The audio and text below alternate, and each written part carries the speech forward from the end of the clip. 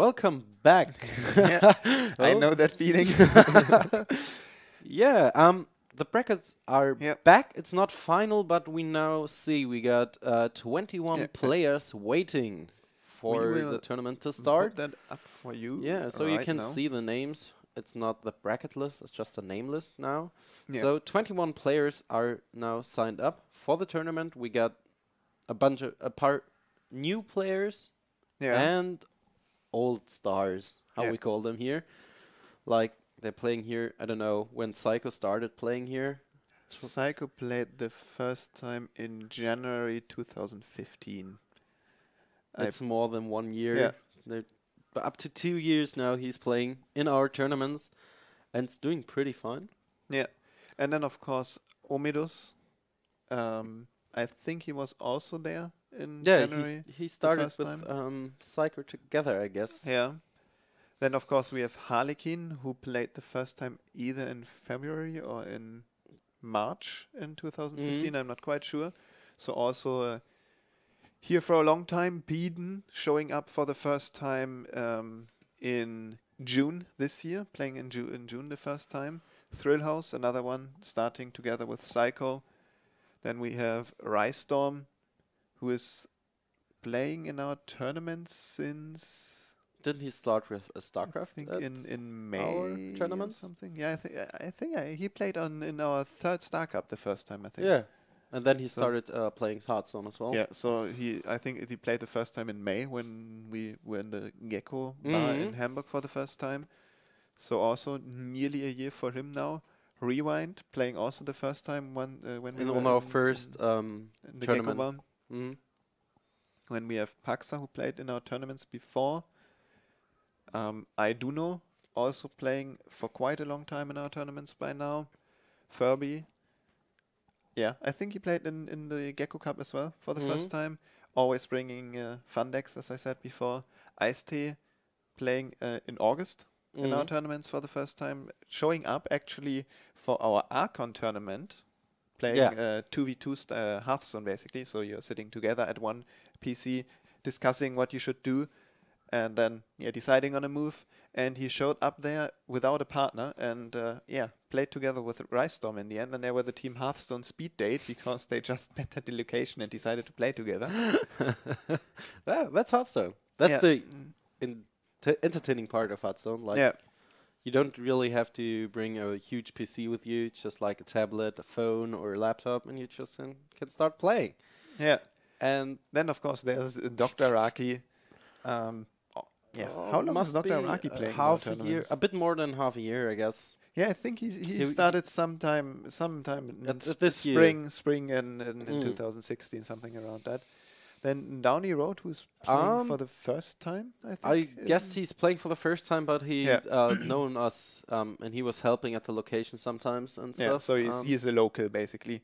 Yeah. And yeah, He's the flatmate of Damon. yeah. And Asterion, also long known, playing. I think started together with Iduno in our tournaments. I guess so. Yeah, so we started somewhere in the middle, middle, yeah, whatever. Then of course Nico is back.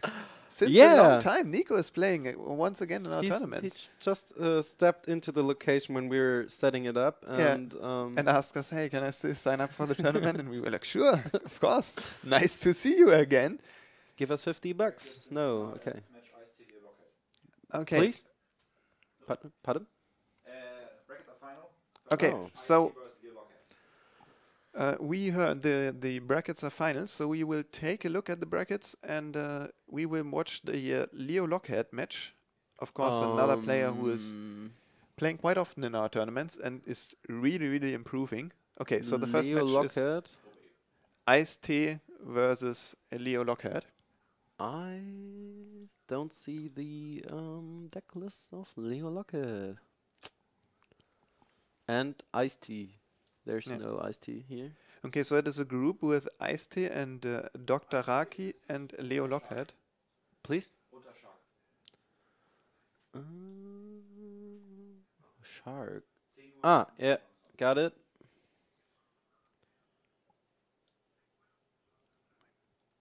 And LeoLockhead is not there. Yeah. Okay, so we're waiting for yeah. the deck list of We- LeoLockhead, and then we are about to start.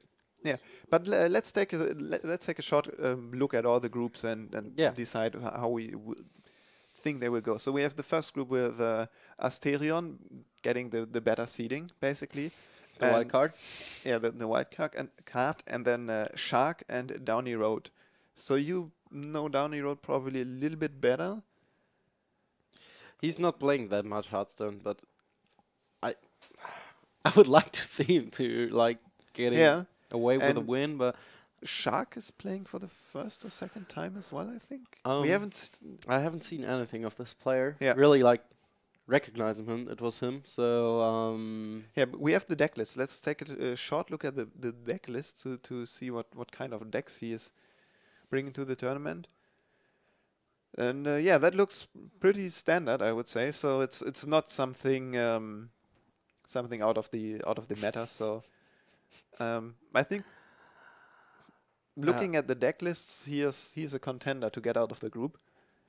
And yeah, we will have to see. I would say probably Asterion has a good chance, and if you say Downy Road is not playing so much, maybe he's the underdog. maybe he's like having a bit of practice when I didn't Okay. recognize it. Maybe. Let's Okay. see. So Group B is Rystorm, Omidus, and Aiduno. Omidos. I think that's a close group. I think everyone could get out in this group. I hope that Omidos is. I guess that Omidos is gonna beat Rystone. No, I'm not. I mean, Rystorm is playing a lot of different games, but I just talked to him before coming over here, Mm-hmm. and he said he actually crafted some of the cards to play in the tournament.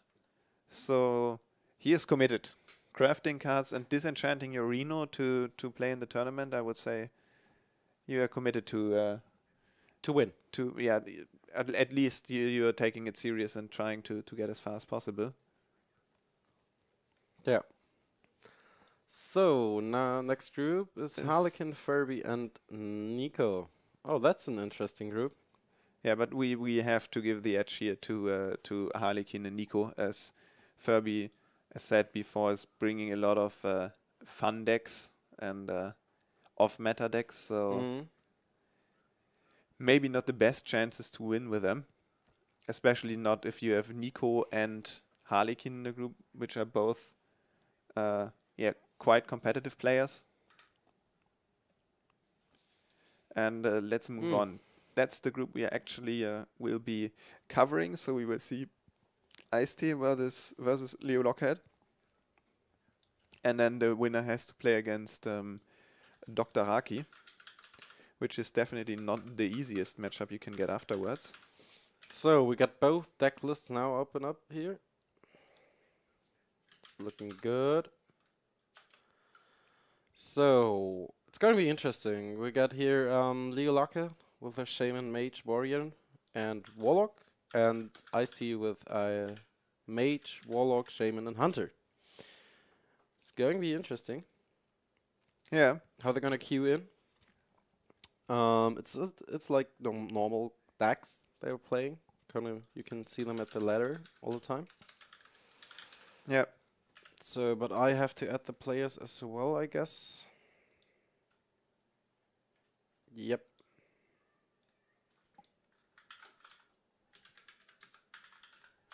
Okay, so we are just adding the players and preparing for you the match. And yeah, and in the meantime, I would just look at the next group for you guys. And that is Group F with Rewind, Multicore, and Multicore and Nickinger. Multicore also, playing the first time since basically a year in our tournament. We just met him last month. No, it's actually this month. We met him when we were watching the BlizzCon in the Dorfkrug. And he showed up in the middle of the night with a friend. And we said, "Hey, Multicore, what are you doing here?" And he said, sadly, he has nobody else who is joining him to come over to the Dorfkrug Cup. And that was one of the reasons that he didn't come for some time, because I think he had to drive for like 20, 30 minutes and said, yeah, it's not that fun to do it all alone. So yeah, but he decided to come for the next tournament, so that's nice. And yeah, nice to see him again. Definitely. And then still Rewind and nicking our group, so it will be hard for multicore. I don't know how much he has played in the meantime, but Rewind is still a strong opponent. yeah, and Nickinger also is playing a lot, as far as I know. Mhm. And then in our last group, we have Peden, Psycho, and Paxa. So another really difficult group. Something which will not be easy to get out, I would say. And yeah, that will be interesting as well. I'm definitely looking forward now to EisTee and LeoLockhead. Yeah. Are you ready? Yeah, we are ready. We're about Yeah, so we are waiting for them for the to players. start. Okay, they're starting out. Both banned the Shaman. Both Okay. players. So Not that surprising, I would say. Still one of the most common bans, I would say, banning the Shaman. Okay, so what do you expect? I'm looking forward. I played a bunch of times with LeoLockhead. I watched him playing, and played a best of 5 and stuff against him. Yeah, He's doing pretty good. He's getting better, in my opinion. He's not making that much misplays. But also I don't know much about the playstyle about EisTee. yeah. So I'm looking definitely forward to this. And directly in the beginning, we see the matchup of the Secret Hunter versus a N'Zoth warrior. Mm-hmm. And one of the interesting decisions of LeoLockhead is to actually put the 4-mana card in his deck. What's the name? The 4-mana 1/1 summoning the 5/5. Yeah, we can see it. The Twilight Summoner. Yeah. Which is It's not a tempo card. It's not it's a good control card. Yeah, it is a 'Cause, good control card. The hunter don't want to break it up. Like Yeah, you don't want to play like something like the explosive trap against it, because you know there's coming a 5/5 out of it. But this is looking not too bad at the moment for LeoLockhead. He got the War X, and he Yeah. can clear both of the Secret Keepers. yeah, and that's also a really interesting decision. Just playing the second Secret Keeper directly into the 5 with Warx, right? Mm. Uh, Maybe is- he just wants to protect his Cloak Huntress now. Yeah, But I guess it's turned out to be stronger, like to keep the Secret Keeper, wait 1 turn, yeah, and play Cloak Huntress and Secret Keeper and Catrick and Explosives, like double trap, to Yeah. make the Secret Keeper more scary. Because now it's just like he's not pressuring the warrior enough, in my opinion. yeah. And now he's playing 2 secrets out. And you're playing a deck with little to no card draw, Yeah, and you're just throwing giving away into- 2 cards to 1 card. So you're playing against a deck which is based on value, and you are playing into them as well. Mhm. So yeah, maybe not the best decision. But on the other hand, we see now that LeoLockhead has no board, and the only cards he can really play is the Infested Tauren or the 1/1 for minions, and both of them are not the strongest options. Mhm. But I would go for the play now, like shield slamming Yeah. the Cloak Huntress. It's taking a bit damage off the board, and Mike's feels better. Like, But But now the Coin strong Hymen. follow-up of Savannah Hymen, one of the cards that Warrior makes really, really sad, because Yeah. they have no good way of dealing with it. now the hand is pretty awkward of LeoLockhead. Yeah, Just like he has bash. Okay, he can remove 4 damage from the board and gain 3 armor. But what's your play afterwards? Acolyte. Maybe he can soak up 4 damage from the Panther. yeah, but I don't think you have to attack the Acolyte here. You can Yeah, just but maybe. yeah, of course. By playing Barnes, you of course are in a worse position with the Acolyte on the board because it can now draw cards Oh. easier. But I guess this game is about to be done. Yeah. If there's no brawl, there's nothing to save here. But I mean, by playing Barnes, you give a better chance for the warrior to get the brawl because he can draw the card, still have the Acolyte on the board. So that's a little bit risky, I would say. Pays out in the end as we do not see a brawl coming up. But we got here Ironforge Portal into Shield Slam. It's okay to remove 4 damage from the board. Yeah, and you get 4 health back. So and you remove 4 damage. Yeah. So that's the play I want to go for now, just to get solid again. He gets another Twilight Summoner. That's pretty good. And we see... okay, we do not see the Shield Slam here, which is a weird decision because you get 2 armor, but take 2 more damage. So then clearing with the Shield Slam. I guess now it's over. There's... Even with a brawl, there's just a small chance to survive. Yeah. Because you have to hero power. Otherwise... Yeah, and then there's the 2 hyenas. Nah. That's over. Yeah, so an interesting decision which does not pay out here in the end to save the Shield Slam. Yeah, maybe he wanted to save the Shield Slam for the high main. Yeah. What's your chance to... And you know that you will lose all your armor next turn. So the Shield Slam will lose a lot of value afterwards because... Yeah, you can deal max 2 damage or have to draw another card to deal more. Yeah, this over. And here we see the first game going over to EisTee. Yeah, well played. That's he just the coin high man just destroyed the game there for LeoLockhead. He had no way to deal with the high main after removing. But he also had a weak draw, I would say. Yeah. Of course, he had the Fiery Walks, but then he had N'Zoth in his hand. He had Sylvanas, I think, in his hand. Jessica Trueheart, which can be a good card, but not if you're so far behind. Because if you get it out, you can generate twice the amount of armor. So you have way better chance to survive because your hero power is a lot better than the opponent's hero power. So if you get to the state where both players are hero powering, you are still getting health.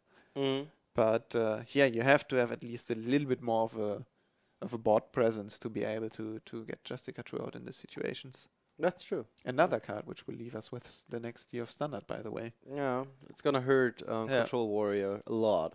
Yeah, but that's one of the nice things as the game is just starting, so we have a little bit of time to talking about it. I feel like there's more legendaries being missed from this year than from the first year. Yeah, definitely. There's no really important legendary in Naxxramas. There was Kel'Thuzad, but it was too slow for most decks. Yeah. And there was only Dr. Boom, which was played consistently from the neutral legendaries in Gnomes, Goblin versus Gnomes. So more in this year with Thorison, Trueheart, Elise, Reno. But let's get into the game, and we see the next tempo deck for EisTee versus the Warrior once again for LeoLockhead. Yeah. But he makes here a good decision, to clear the Sorcerer. Yeah, and this time he has also drawn the Revenge, which is an important board clear if you're getting low on health. Oh, FG. That's nice. That's a good card. Yeah. Just ping face and say go. Here's still deciding. Okay, and he decides to play the Blood Mage as well. He's hoping that he's not playing the Ravaging Ghoul. Does he not play? No, he's not playing Ravaging Ghoul. Okay. He does not have any Ravaging Ghouls in his deck list? LeoLockhead plays no Ravaging Ghoul. Okay, so he cut them for the Infested Terrans and the Twilight Summoners, maybe. Oh, he cut it for the Ironforge Portal, I guess. Infested Terrans is okay for ends off. Ah, no, he got those Twilight. Yeah. Okay, I see your point. That's a bit awkward here, because he now can't deal with the board pretty good. He has like to revenge coin execute. But it is really awkward. No. Okay, he don't have to coin. Okay, good. Yeah. So he can coin out next turn Jessica. But it's still a really awkward turn to spend one of your revenges if he runs 2. Yeah. And 1 execute. Because you know that there will be more minions coming out of the mage that are all really, really important to clear.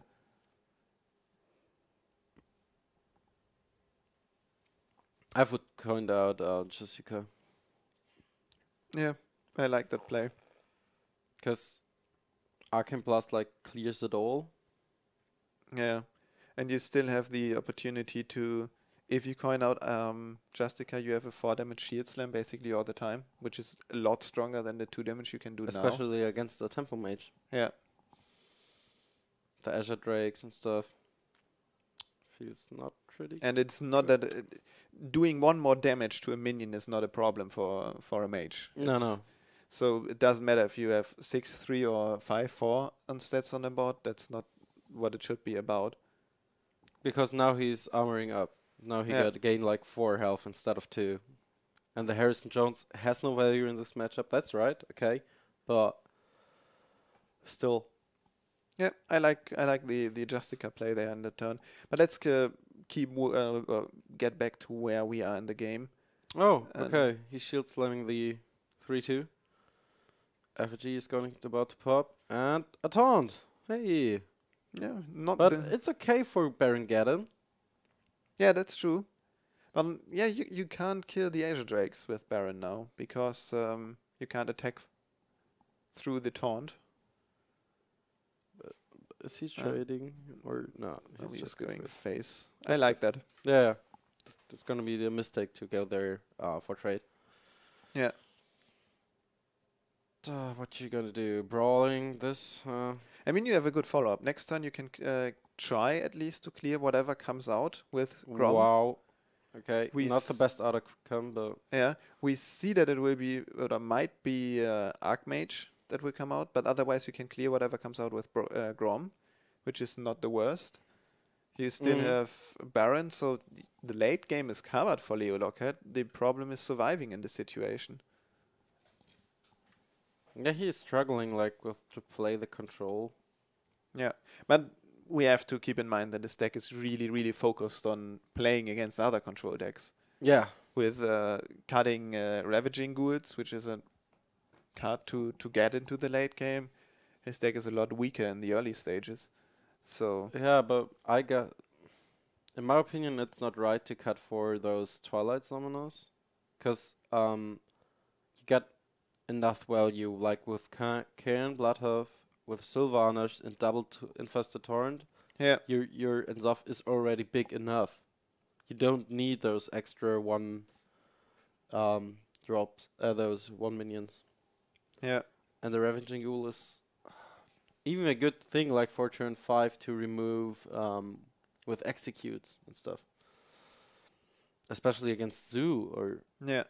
So now we're in the situation where EisTee has to decide if he wants to use some kind of spell to remove Justica, because if he uses something like Frostbolt, it will mean that he can't use it with Antonidas, but he is deciding to play Antonidas this turn already. it's over. Yeah. There's no way back. Especially as there's no way, especially without Ravaging Ghouls, to clear the Antonidas now, meaning that he will get a lot more fireballs in the next few turns. And And the another next- effigy. Oh man. Feels good here. This bash can actually clear.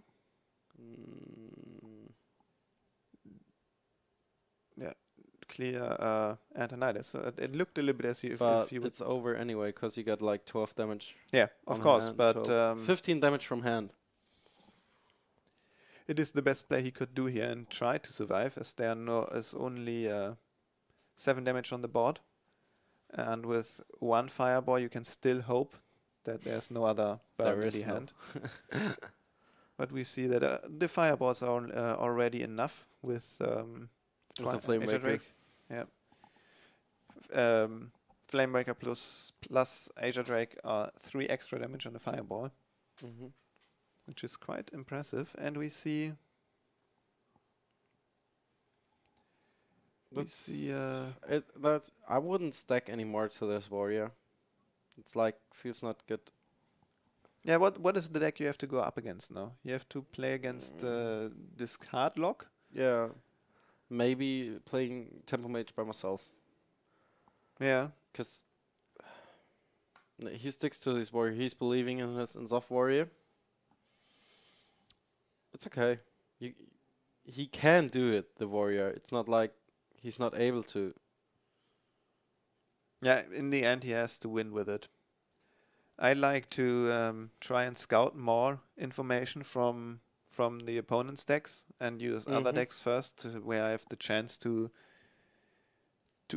I have the highest chance to win, to get more information. But in the end, he has to win with the With the warrior, anyway. so he might as well try and stick to it. And we see A good starting hand here for LeoLockhead. yeah, and we see EisTee gambling by putting away the Voidwalker, a Mm. 1-drop, and yeah, he did not get a new one, so he has to start with a coin. And in this situation, he is gambling once again, hoping that there is no fiery walks. There's always there are in 2 fiery LeoLockhead's walks. hand. That's pretty good now. Yeah, It's not so looking too bad. so far, by far the best Start. for LeoLockhead. And yeah, you can clear the next minion as well. And we have also not the best choices for EisTee in the Peddler. Mm-hmm. But Possessed Village, I would say, is at least average on where you can get with it. So now And you play the Imkank boss. Imkank boss is one of the good cards in the zoo against the warrior, especially against fiery warriors, because it's like always feeling awkward. But it means that LeoLockhead has the ability to draw at least 2 cards with his Acolyte in this situation. Mm-hmm.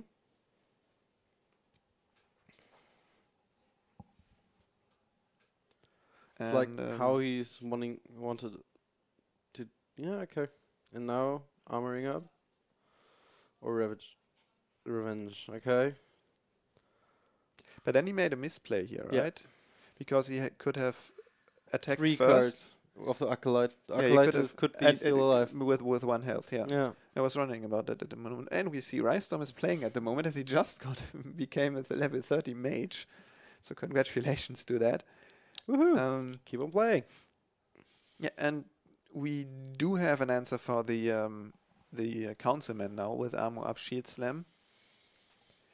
That's important. Like A little bit awkward because you're floating 2 mana, but the hand of EisTee just grows for a zoo. It's Yeah. just like your double Doomguard and your Soulfire. It's not feeling. I'm not feeling it. no. So by now it's looking pretty good. LeoLockhead has not ended his turn yet. Okay, he's breaking up. That is a weird attack, right? Because you're using your 3 attack for a 1/1 minion? Oh, but he's kicking off. Okay, 1 Doomguard. So LeoLockhead knows there's just like this is no Doomguard anymore in this deck, but he's giving away a lot of the health. Yeah. So And we will he's see brawling. the brawl now, yes. This is like not the perfect play. And the Doomguard survives. That's not what you want to see in No, definitely LeoLockhead's not. side. And we see him typing or saying well played already, so he is not happy and not confident in winning this match any longer. What are your outcomes now? You're just like, okay, there's abusive sergeant, so you're back on. You're Yeah, on sitting 2 now on 2 health. health. Which is not But you that get, good. but you can clear the Doomguard easy. Yeah, still now you're at least sitting at 3 health if he EisTee is deciding to do this play, yeah. and he Okay, is. see, no trade. Good. Yeah. So now you're using your shield block. Yeah, you have to use shield block, otherwise you have. So you can remove. No. Yeah, yes. Yeah. The stronger Sorry. revenge. So Yeah. that's the optimal play Didn't here, I saw would that. say. Yeah. And armor up. At least he's back on 10 health, and the what kind of burst is there still left? That's a good one. And you have no Ravaging Ghoul. No, and you already used both revenges, I Yep. think. And there's no Ravaging Ghoul. Okay, Infested Horde. that's Nice. that's good, yeah. So I would say you still play the shield block here to Yeah. get a new card. You can't rely on using armor Oh. up here. That might actually be better now That's because it spends your mana more Yeah, efficiently. and you gain more armor out of it. Oh god. Ah, Like the worst outcome in this situation. Yeah, like, definitely. There's no. Oh god, feeling so bad for LeoLockhead. A 1/1 with taunt against oh god. Good. But there's just still to see. It's just 6 damage on the board. So But why would you play the Void Walker here over the Imp Gang Boss? Do you fear the second brawl? Or what is the intention behind it? I have no idea. Because, Slam is going to be big now. Just redraw a card. Drawing Ravaging Ghoul. Easy. Which you don't have in your deck. That's the point. Makes it a Infested little Thorn. bit harder to draw. Yeah. We see once again there's this I would even go for... No, not shit signing, no. Because there's still a second Councilman. yeah, but at least we see a lot of weak draws positively for LeoLockhead on the side of EisTee. Yeah. That's true. And yeah, he is actually in the situation that he has so many cards on his board that he has to Clear out. clear out Playing- some of them to. Yeah. Can he? Yeah, he could play all of his cards, which is really nice. Not having to discard a card with Darkshire Librarian, but he would have to use some more of his board into the slime to be able to play all. I think that's cards. okay. Yeah, Just I like agree. committing now in, and just like you're not playing around Brawl anymore. That's true, but why not? Yeah.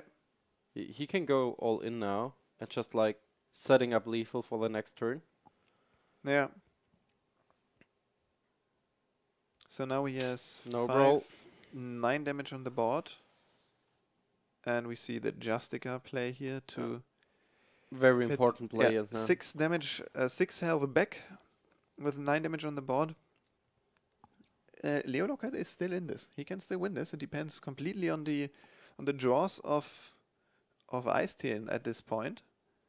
And we can see he has actually the Warlock has more cards left in his deck than the Okay, he's deciding to shield slam the 3/2. yeah, and this way he definitely saves his Justica. It can't be cleared with one card. No, abusive sergeant is gonna like, yeah. He needs his brawl. When he now gets his brawl, Yeah, he's gonna win right on top of it, because there's no pressure anymore. yeah. And this turn he actually execute. I would go for Garrosh and Yeah, Garrosh and armor up. Grommash. Sorry, Yeah, Grommash armor up. sets him to 12 12 on the board. Are 9. 9 That's damage. 9 11. plus 2, 11. Oh, there can come a Soulfire. Yeah, but he can only play one card. So he would have to, if he wants to play both cards, he has to commit one card into Grommash first. Yeah. That's true.